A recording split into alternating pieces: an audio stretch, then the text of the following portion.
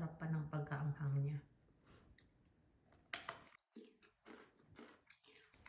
Pumunta pala ako ng store para bumili sana ng sibuyas dahil magluluto sana ako ng ulam kaso wala akong sibuyas.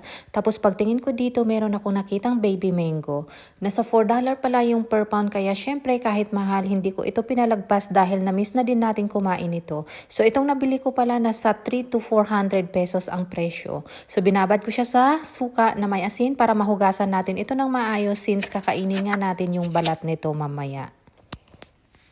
So, ayan, ready na yung ating mango. So, meron akong bagoong. Nilagyan ko ng sili at saka lime juice. Ayan. So, ayan, ito na yung ating baby mango. I think last time na kumain tayo nito, it was last year. So, just imagine kung gaano yun katagal. At sobrang mahal siya sa store actually. Pero, syempre dahil na-miss natin ito, pikitan na lang natin yung presyo. Pero kumuha ako ng konti lang. I think yung nakuha ko mga 13 pieces. So, ayan. Nag-cut ako nito. Tapos nag-iwan din ako if ever gusto din ni Habi. So, ayan. Nakatakam na ako. But anyway, ayan yung ating sausawan.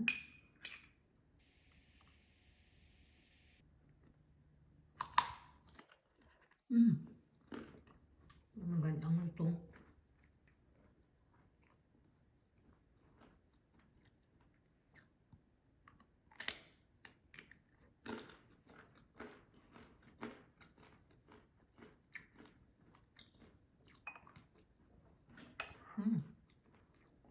Magandang sarap.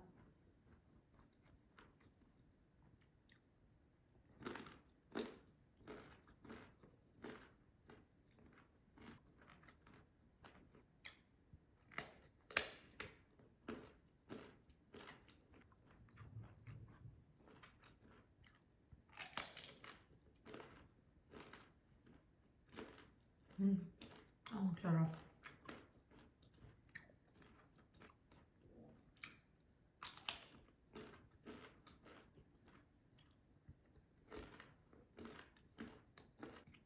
Masarap yung ganitong klase, yung natatanggal pa yung kanyang buto. Kasi pag hindi natatanggal pa yung buto niya, makunat, di ba? Tapos hindi siya super asim, sakto lang. Kaya ayan.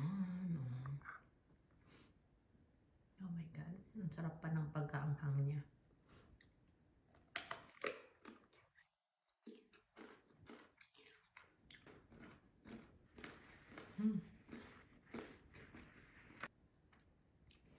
Ang problema ko lang talaga pag kumain ako ng mangga, lalo na pag hilaw, mga after kung kumain, lalo na pag napadami yung kain ko, nangingilo yung ngipin ko, tapos it takes mga a day or two.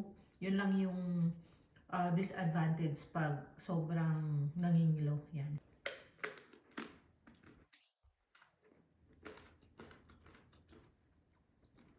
Grabe, ang sarap.